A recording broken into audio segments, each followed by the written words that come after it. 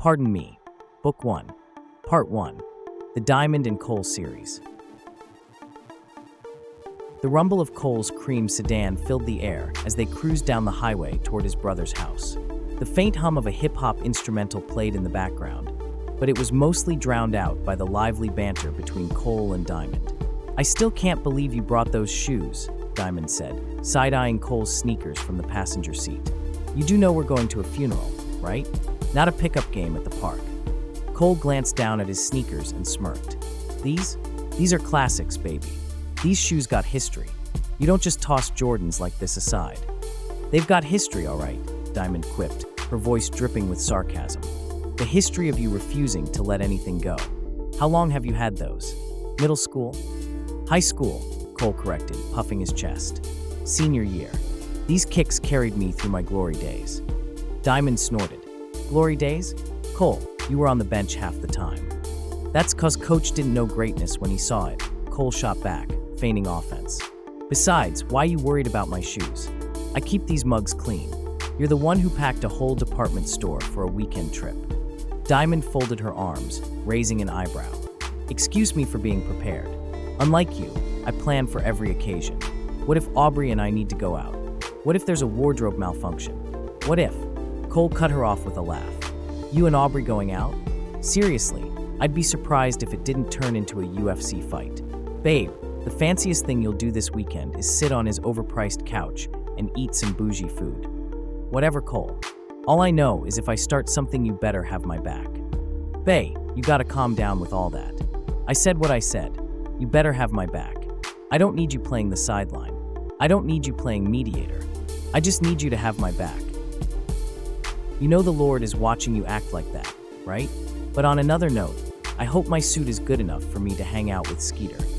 Diamond shook her head, but a smile tugged at her lips. "I swear, Cole, you and your brother are night and day. Devin probably has a 12-point itinerary for the weekend, and you're over here winging it like it's a barbecue." "Hey, I like to keep it simple," Cole said with a shrug. "Life's too short to stress over every little detail. That's why you got me, to keep you grounded." Diamond smirked. "And I keep you from looking like a hot mess. It's called balance." Cole grinned, reaching over to squeeze her hand. "See, that's why we work. I bring the swagger, you bring the polish. We're like peanut butter and jelly." Diamond raised an eyebrow. "More like hot sauce and creme brulee." Cole let out a loud laugh, slapping the steering wheel. "I'll take that. Hot sauce got flavor, baby." Diamond rolled her eyes, but couldn't hide her amusement. "Just promise me you'll behave this weekend. No embarrassing stories about me to Devin and Aubrey, okay?" "I make no promises," Cole said, his grin widening. "But don't worry, babe. I'll keep it PG." Diamond shook her head, laughing despite herself. "Lord, give me strength. And I want you to keep that same energy when dealing with Aubrey," laughed Cole. Diamond rolled her eyes and silently looked out of the window. Cole Coco, Brown moved through the world with quiet confidence. His presence was low-key yet commanding. He wore his beard neatly trimmed, and his signature gold chain peeked out just enough from beneath his hoodie to hint at his streetwise style. Cole wasn't loud or flashy. He didn't have to be. He had a calm, unshakable energy of someone who'd seen a lot, said little, but understood nearly everything. Cole preferred to keep it real, slang, jokes, and all. He was introspective, often lost in thought, but when he did speak, it was with intention. Life taught him to stay 10 toes down, but his faith, imperfect and often quietly wrestled with, kept his compass steady. Anastasia Diamond Brown, his wife, was equally complex. Diamond was a shapeshifter, elegant and poised one moment, fiery and razor-sharp the next. She had an eye for details, and her eyes missed nothing.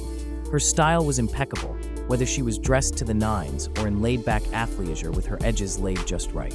Diamond carried herself like a woman who knew who she was and wasn't about to shrink for anyone. She could sit through a wine tasting and hold court with socialites or flip the vibe and roast someone at a backyard cookout, all with the same confidence. She had a sharp wit and a memory like a steel trap, which made her both dangerous in an argument and deeply loyal to those she loved.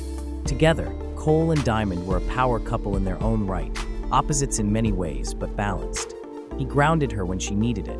She sparked fire in him when life dulled his edges.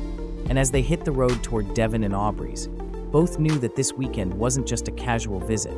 It was about more than just family. It was about honoring a legacy and hopefully the opportunity to grow from experiencing it. As they neared Devin and Aubrey's house, the banter died down, replaced by a comfortable silence.